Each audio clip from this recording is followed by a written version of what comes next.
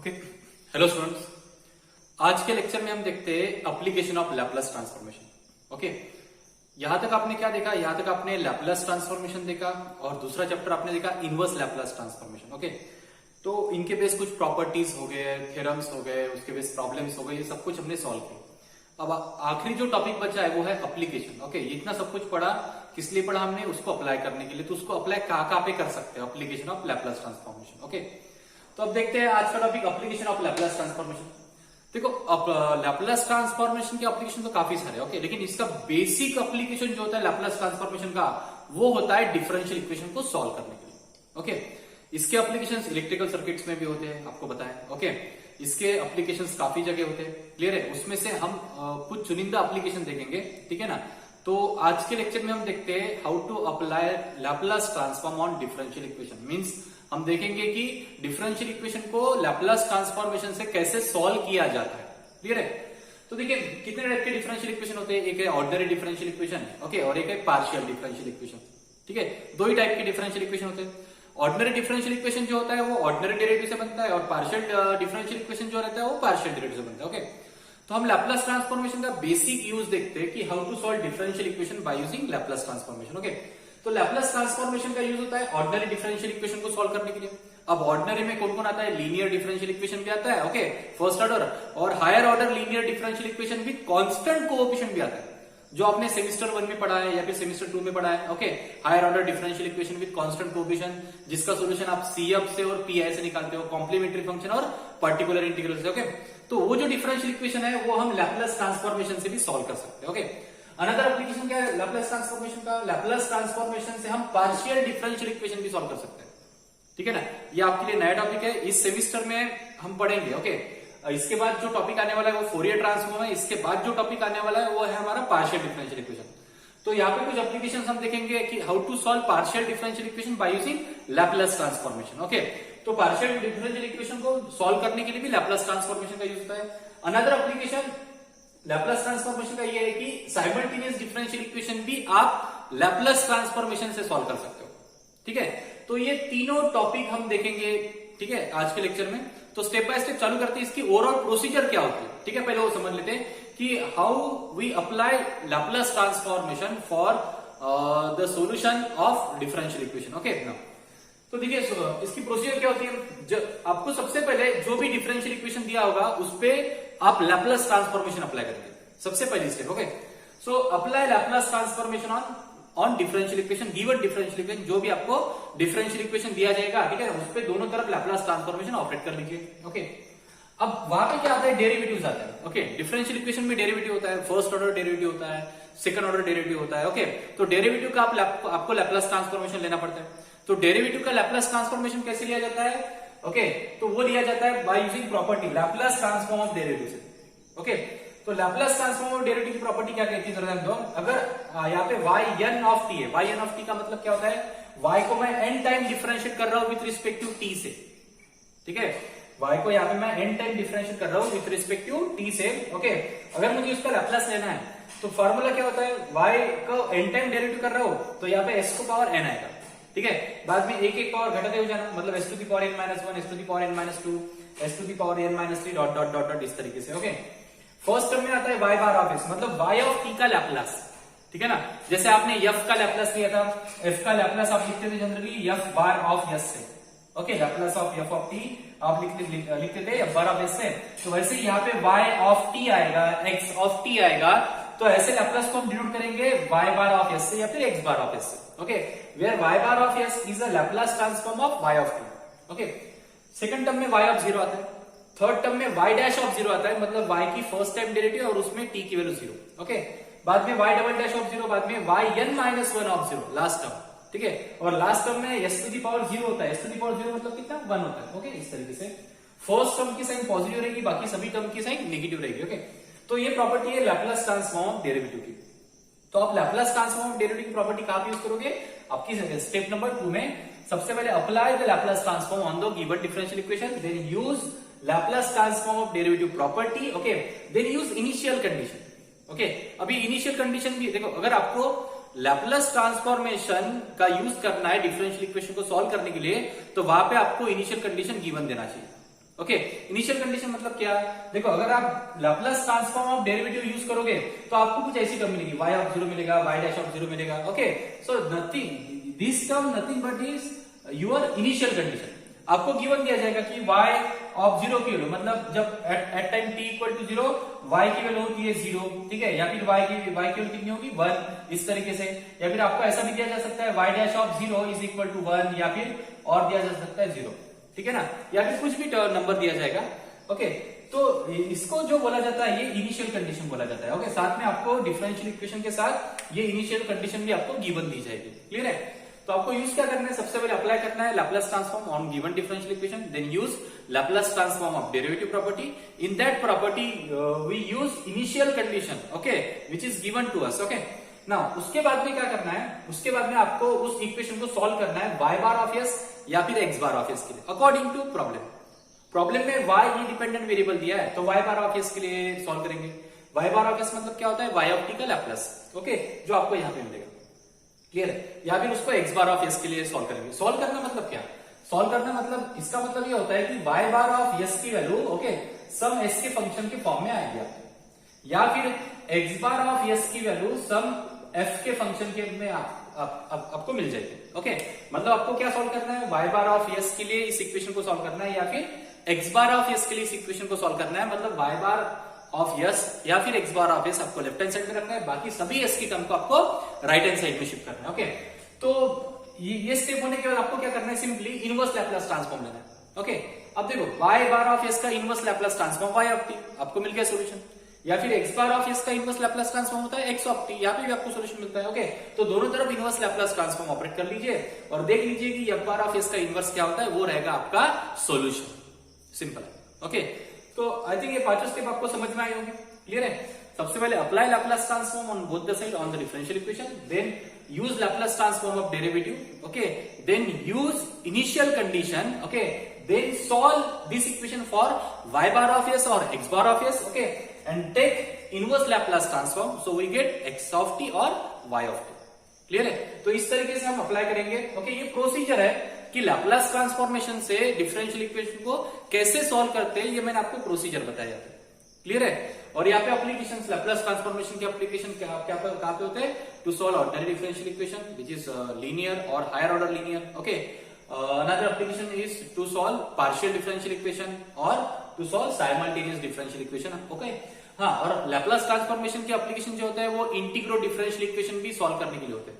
इंटीग्रो differential equation का मतलब क्या होता है? जिसमें इंटीग्रेशन भी होता है और डेरिवेटिव्स भी उसमें आती है। ऐसे इक्वेशन को भी सॉल्व करने के लिए आप लैप्लस ट्रांसफॉर्मेशन का यूज कर सकते हो। ओके, आपके नेटवर्क एनालिसिस में काफी सारे प्रॉब्लम होंगे इलेक्ट्रिकल सर्किट में जहां पे लैप्लस ट्रांसफॉर्मेशन का यूज होता है। ओके, तो इसका यूज अकॉर्डिंग टू ब्रांच अलग अलग तरीके से होता है। मैकेनिकल इंजीनियरिंग के स्टूडेंट्स कुछ अलग तरीके से करते हैं, इलेक्ट्रिकल इंजीनियरिंग के स्टूडेंट कुछ अलग तरीके से करते हैं, कंप्यूटर इंजीनियरिंग के स्टूडेंट कुछ अलग तरीके से इसका एप्लीकेशन करते हैं, और एज सिविल इंजीनियरिंग के स्टूडेंट भी करते हैं। ओके, लेकिन इसका बेसिक जो यूज होता है, मैक्सिमम इसका जो यूज होता है to solve the differential equation. Okay, अब चाहे वो मैकेनिकल इंजीनियरिंग में कुछ डिफरेंशियल इक्वेशन बनता है, इलेक्ट्रिकल में बनता है, सिविल इंजीनियरिंग में बनता है, या फिर कंप्यूटर इंजीनियरिंग में बनता है, अकॉर्डिंग टू दैट। लेकिन इसका बेसिक जो यूज है वो डिफरेंशियल इक्वेशन सॉल्व करने के लिए होता है, चाहे वो पार्शियल रहो या फिर ऑर्डिनरी रहो, ओके, या फिर साइमल्टेनियस डिफरेंशियल इक्वेशन रहो। ओके, तो अभी देखते हैं इसके बेस कुछ प्रॉब्लम। पहले इतना लिख लीजिए।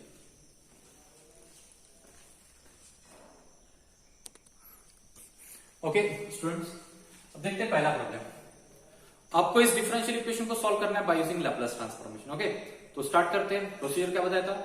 जो भी डिफरेंशियल इक्वेशन दिया है, सबसे पहले दोनों तरफ लैप्लस ट्रांसफॉर्म ऑपरेट करेंगे, बाद में लैप्लस ट्रांसफॉर्म ऑफ डेरिवेटिव का यूज करेंगे, then we use initial condition, okay, then we solve it for y bar of s और x bar of s, okay, and then we take inverse Laplace transform. Okay, that is the procedure. तो start करते हैं। तो सबसे पहले आपको जो given differential equation दिया है, okay, d square x upon d t square, ये डबल डेरिवेटिव है, इसको मैं डिनोट करता हूं इस तरीके से x double dash of t. Okay ना, x double dash of t का मतलब क्या होगा कि second time derivative of x with respect to t. Okay, I denote that. Okay, plus यहाँ पे twice x dash of t. Okay, what is x dash? X dash is dx by dt here. Okay, plus यहाँ पे लिखते हैं 5x is equal to e to the power -3 into sine t. Okay, साथ में आपको initial condition भी दिया है, x of zero and x dash of zero equal to zero, means when t equal to zero the value of x is zero, and when t equal to 0 the value of x dash means dx by dt, the value of dx by dt is 0 at time t equal to 0. okay, now so हमने ये format में लिख लिया x dash x double dash के form में. अब taking Laplace transform on both the side. okay, now so we taking Laplace transform on both side. okay, so यहाँ पे मिलेगा आपको Laplace transform of x double dash of t. okay, plus 2 constant है, Laplace transform of x dash of t is equal to 5 constant है, Laplace transform of x. ठीक है, sorry यहाँ पे प्लस. ओके, आप यहाँ पे x of t भी लिख सकते हो. ओके, क्योंकि x एक t का फंक्शन है. Is equal to Laplace transform of e to the power minus t into sin t, like that. okay, now so we use Laplace transform of derivative. यहाँ पे x को 2 बार differentiate किया गया है. Okay, तो क्या होगा Laplace transform डेरिवेटिव का फार्मूला 2 टाइम्स डेरिवेटिव है, तो यहाँ पे आएगा, ब्रैकेट में लिखना डेरिवेटिव. ओके, नाउ यहाँ पे s स्क्वायर आएगा. ओके, और यहाँ पे आएगा x bar of yes, clear है ना, x डबल डैश है मतलब सेकंड टाइम डेरिवेटिव है, तो s स्क्वायर आएगा माइनस, यहाँ पे एक पावर कम हो जाएगा, मतलब कितना, s to the power 1 minus यहाँ पे आएगा s to the power 0, like that. Okay, first term में आता है x बार ऑफ s, मतलब x का लैप्लास ट्रांसफॉर्म हम डिनोट करते हैं x बार ऑफ s. जैसे आपने f का Laplace transform f bar of s से डिनोट किया था, वैसे x का लैप्लास ट्रांसफॉर्म में डिनोट करते हो x बार ऑफ s से. ओके, नो, सेकंड टर्म में आता है x ऑफ 0, थर्ड टर्म में आता है x dash of 0, first term plus other terms are minus. Okay, s to the power 0 is 1 होता है, तो यहाँ पे मैं लिखता हूँ x dash of 0, like that. Okay, no, plus यहाँ पे लिखता हूँ प्लस, यहाँ पे 2 टाइम्स. ओके, 2 कांस्टेंट है बाहर, x डैश ऑफ t का लैप्लास ट्रांसफॉर्म, मतलब लैप्लास ट्रांसफॉर्म डेरिवेटिव का फार्मूला यूज करेंगे.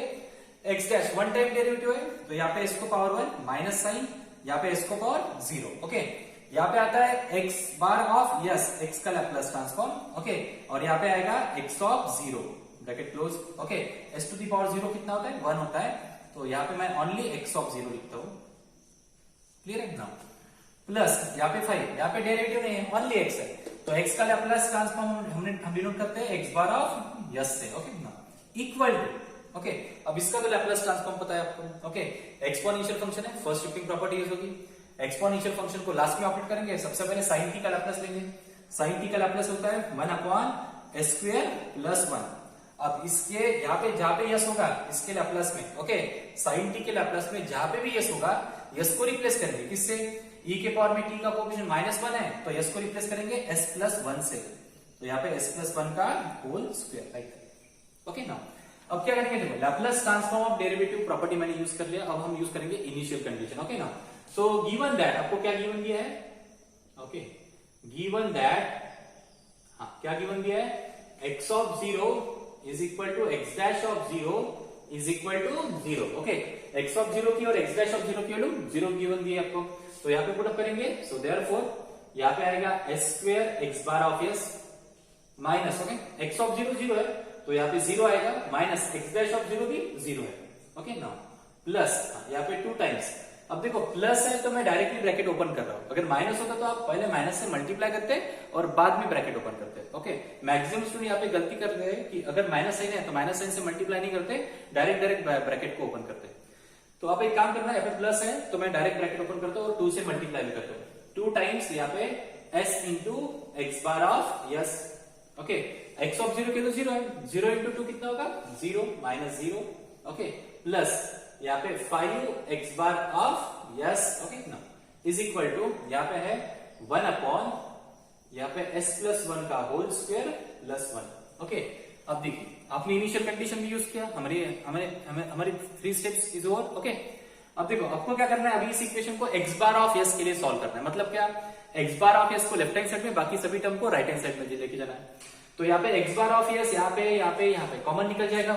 सो x bar of s in bracket यहाँ पे square plus 2s plus 5 is equal to 1 upon यहाँ पे s प्लस 1 का होल स्क्वायर प्लस 1. ओके, अब ये टर्म यहाँ पे ब्रैकेट मल्टीप्लिकेशन में आ रहा है, इधर जाएगा तो डिवीजन में.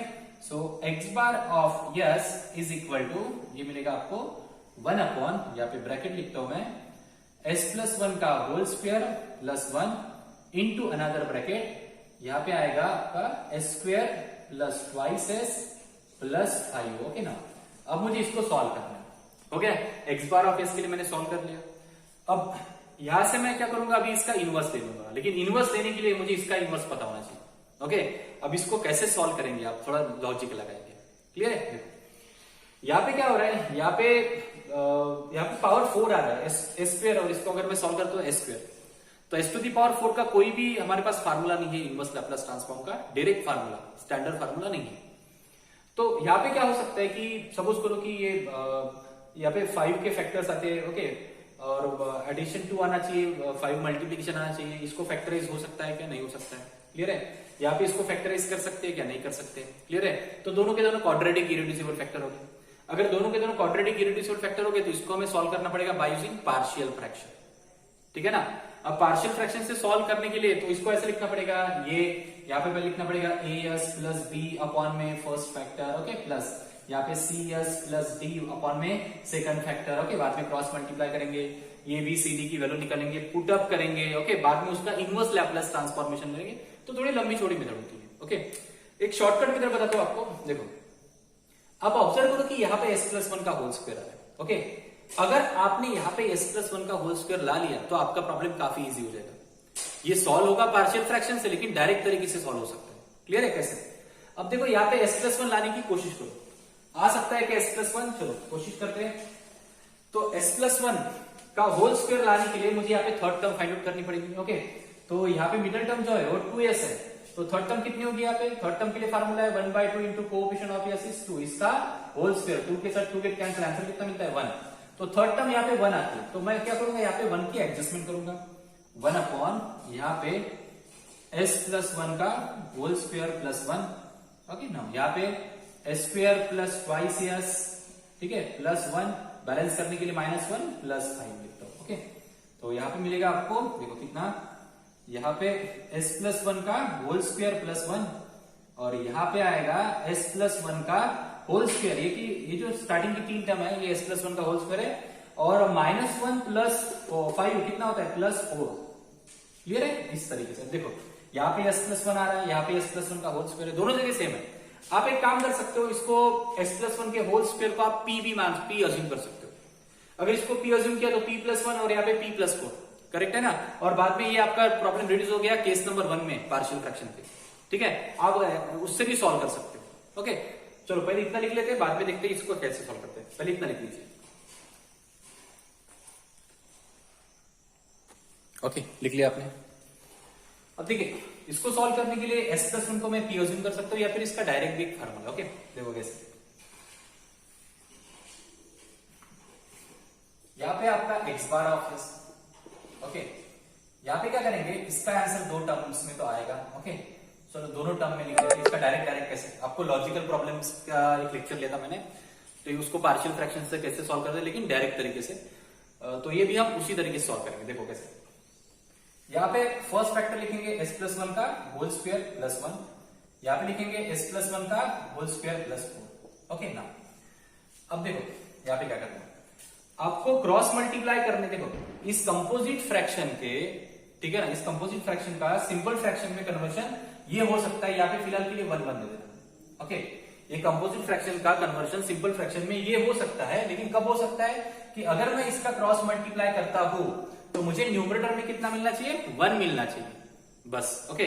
1 मिलता है तो ये करेक्ट है, ओके। 1 नहीं मिलता है तो प्रोसेस क्या मैं बताता हूं आपको, ओके। अब देखो ऊपर 1 चाहिए, मुझे s की टर्म चाहिए क्या, नहीं, तो s की टर्म कैंसिल होनी चाहिए, मतलब s+1 का होल स्क्वायर यहाँ पे भी, s+1 का होल स्क्वायर यहाँ पे भी, ओके। दोनों की साइन सेम है, पॉजिटिव है, तो मैं यहाँ पे साइन कौन सी दूंगा, नेगेटिव साइन दूंगा, ओके। अब देखो नेगेटिव साइन देने से क्या होता है, अब क्रॉस मल्टीप्लाई करके देखो, यहाँ पे मिलेगा s+1 का whole square plus 4, okay, minus, okay, ये इधर मल्टीप्लाई करूंगा तो माइनस s+1 का होल स्क्वायर -1, ओके। ये कैंसिल हो गया, ये कैंसिल हो गया, आंसर कितना मिलेगा, 4 - 1 3, ओके। आपको क्रॉस मल्टीप्लाई करने के बाद न्यूमरेटर में कितना मिल रहा है, 3 मिल रहा है, ठीक है। आपको कितना चाहिए था, 1, ओके। आपको ये ध्यान में रखना पड़ेगा कि क्रॉस मल्टीप्लाई करने के बाद यहाँ पे s की टर्म नहीं मिलनी चाहिए, तो s की टर्म नहीं मिलनी चाहिए, इसके लिए मैंने यहाँ पे कौन सा साइन दिया, माइनस। क्रॉस मल्टीप्लाई कर लिया, एस की टर्म कैंसिल हो गई, यहाँ पे कांस्टेंट नंबर कौन सा मिला 3, लेकिन आपको कौन सा चाहिए 1, ओके। तो 1 लाने के लिए क्या करना पड़ेगा 3 से डिवाइड करना पड़ेगा, क्लियर है। तो यहाँ पे जो नंबर मिलता है 3, ठीक है ना, यहाँ पे आपने 1 अज्यूम किया था ना, ओके। इस 1 को क्या करना है, इस 3 से डिवाइड करना है, सिंपल, ठीक है ना। इस 1 को 3 से डिवाइड करेंगे। अगर यहाँ पे 4 आता तो इस 1 को 4 से डिवाइड करता, यहाँ पे 10 आता तो इस 1 को मैं 10 से डिवाइड करता, सिंपल, क्लियर है ना। तो समझ में आया आपने इसको पार्शियल फ्रैक्शन में कैसे निकालिए, काफी डायरेक्ट तरीका होगा, ठीक है। आप ऐसा भी कर सकते हो कि s+1 का होल स्क्वायर को p अज्यूम कर सकते हो, ठीक है ना। सो लेट s+1 का whole square is equal to p, okay. तो फिर आपका प्रॉब्लम कुछ इस तरीके से हो जाएगा, यहाँ पे आएगा p+1 और यहाँ पे आएगा p+4, तो ये केस नंबर 1 का प्रॉब्लम हो गया। आप इसको पार्शियल फ्रैक्शन के केस नंबर 1 से इजीली सॉल्व कर सकते हो, ये भी चलेगा, ओके। आपको आंसर अल्टीमेटली यही मिलने वाला है, क्लियर है ना। अब देखो मैं इनवर्स लैप्लास ट्रांसफॉर्म ऑपरेट कर सकता हूं। सो टेकिंग लास्ट स्टेप हमारी, okay now taking L inverse on both side, clear है। So L inverse of x bar of s is equal to 1/3 constant है बाहर, यहाँ पे L inverse of 1 upon s+1 का होल स्क्वायर प्लस 1 किसका square है 1 का, okay, plus sorry minus 1/3 L inverse of यहाँ पे 1 अपॉन यहाँ पे s+1 का होल स्क्वायर प्लस 4 किसका स्क्वायर है 2 का, ओके। चलो तो 1/3 कांस्टेंट है, मैं बाहर निकाल लेता हूं, क्लियर है। यहाँ पे देखो s इज रिप्लेस, हाँ यहाँ पे लेफ्ट हैंड साइड में x बार ऑफ s का इनवर्स कितना होता है, इनवर्स x ऑफ t होता है, क्लियर है। s is replace by s+1, तो यहाँ पे मैं लिख सकता हूँ, यहाँ पे फर्स्ट शिफ्टिंग प्रॉपर्टी का यूज किया होगा, ओके। s को s+1 से रिप्लेस किया तो e⁻⁻t आया होगा। अब 1 का काम हो गया, इसको हटा दो, बचा 1 अपॉन s² प्लस 1², ये किसका लैप्लास है, ये है sin t का लैप्लास, सिंपल, ओके ना। माइनस 1/2 को कॉमन निकालिए, सेम यहाँ पे भी है, तो यहाँ पे e⁻⁻2, अब यहाँ पे 1 अपॉन ये 1 हट गया, अभी 1 अपॉन s² प्लस 2², ये किसका लैप्लास है, ये है sin 2t अपॉन 2 का लैप्लास, ओके। तो यहाँ से आप e⁻⁻t कॉमन निकाल सकते हो, e⁻⁻t को कॉमन निकाल लिया, अपॉन में 3 है, यहाँ पे आता है sin t माइनस यहाँ पे आता है sin 2t अपॉन 2, बस, ठीक है। ये होता है आपका सॉल्यूशन, ये मिलता है आपको x ऑफ t, समझ में आया, क्लियर है। तो इस तरीके से आप बाय यूजिंग लैप्लास ट्रांसफॉर्मेशन आप डिफरेंशियल इक्वेशन का सॉल्यूशन निकाल सकते हो, लेकिन ठीक है लैप्लास ट्रांसफॉर्म अगर आप डिफरेंशियल इक्वेशन पे अप्लाई करोगे तो आपको पर्टिकुलर सॉल्यूशन मिलता है, जनरल सॉल्यूशन नहीं मिलता है, ध्यान में रखने एक बार, ओके। ये जनरल सॉल्यूशन नहीं है, ये पर्टिकुलर सॉल्यूशन है, ठीक है। पर्टिकुलर सॉल्यूशन मतलब किसी एक कंडीशन के ऊपर उस सॉल्यूशन, उस डिफरेंशियल इक्वेशन का सॉल्यूशन निकालना। तो आपको जो कंडीशन दी थी वो आपकी इनिशियल कंडीशन थी, अगर आपको इनिशियल कंडीशन नहीं दिया जाता है तो आप इसको सॉल्व नहीं कर सकते, ओके। तो जब कभी भी अगर आप लैप्लास ट्रांसफॉर्मेशन का यूज करते हो डिफरेंशियल इक्वेशन को सॉल्व करने के लिए, तो वहां पे इनिशियल कंडीशन का देना जरूरी है, क्लियर है। और जब भी आप सॉल्यूशन निकालते हो किसी भी डिफरेंशियल इक्वेशन का बाय यूजिंग लैप्लास ट्रांसफॉर्म, तो आपको जो सॉल्यूशन मिलता है वो हमेशा पर्टिकुलर सॉल्यूशन रहता है, ये बात ध्यान रखना, क्लियर है। तो ये एक प्रॉब्लम हो गया, इसके बाद और एक प्रॉब्लम देखते हैं, वो देखेंगे हम नेक्स्ट लेक्चर में, ठीक है। तो इतना लिख लीजिए।